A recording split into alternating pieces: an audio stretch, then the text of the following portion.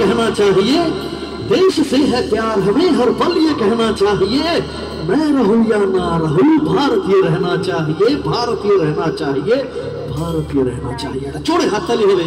এই বলতে বলতে হাসতে হাসতে নিজের প্রাণ নিজের জীবন দিয়ে দেয়। এটা হচ্ছে আমাদের গর্ব, আমাদের ইন্ডিয়ান আর্মি।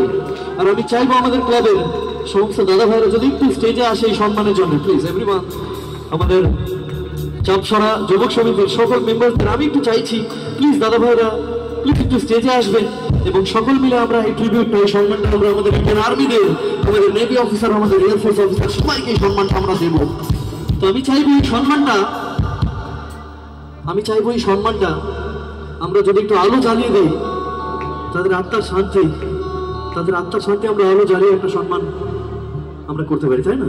কারণ তারা নিজের বুকে গুলি খেয়ে নিজের জীবন অন্ধকার করে আমাদের জীবনে আলো দিচ্ছে। তারা নিজের জীবন দিচ্ছে বলেই আমরা বেঁচে আছি এবং এত সুন্দর জীবন যাপন করছি, তাই না?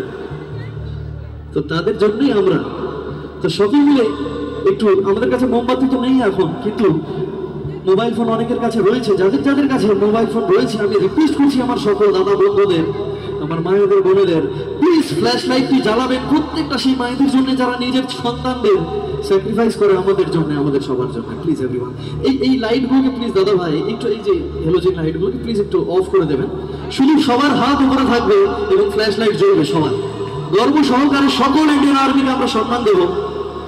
যাদের কাছে মোবাইল ফোন নেই তারা হাতগুলোকে উপরে করবেন, কারণ সম্মানটা সব থেকে উপরে। এই আলোগুলোকে প্লিজ একটু অফ করবেন, প্লিজ সকল মিলে দুটো হাত উপরে করবেন।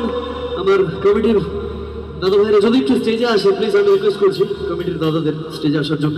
সকল মিলে দুটো হাত উপরে করবেন এবং বন্ধুর সঙ্গে সবাই মিলে এভরিওয়ান দুটো হাত উপরে সবাই।